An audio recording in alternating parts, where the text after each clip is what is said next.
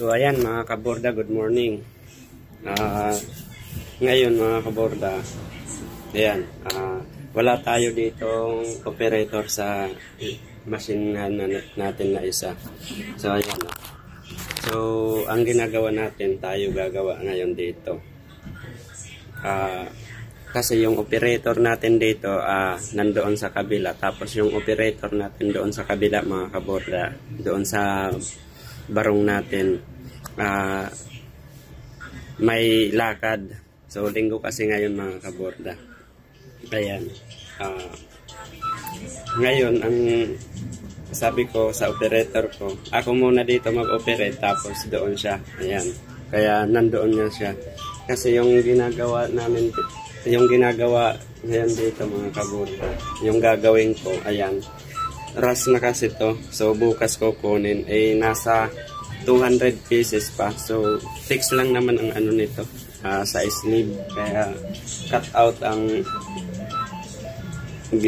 gagawin ko. So teka mga kaborda, may natawag lang, sagutin ko muna. So yun, may tumawag sa atin mga kaborda, nag-follow up lang. Kahit linggo mga kaborda may tumatawag.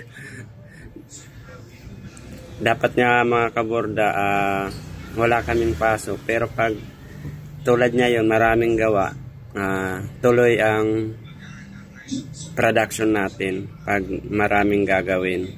So wala munang day off mga kaborda.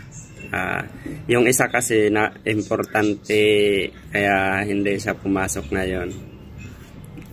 Yun, kaya tayo magboborda. Itong kagandahan mga kaborda, pag wala tayong operator, tayo ang nag-ooperate. Minsan si Mrs. natin mga kaborda, pag kailangan na. So ayan, hindi matatambay ang machine natin kahit wala tayong operator, kasi alam namin gawin. Alam namin i-operate ang mga makina mga kaborda. So yun lang, yun lang mga kaborda. Yun pala, yung mga nais magpa-embroidery sa atin, rekta na lang kayo dito sa DMTH Embroidery Service Parañaque mga kaborda.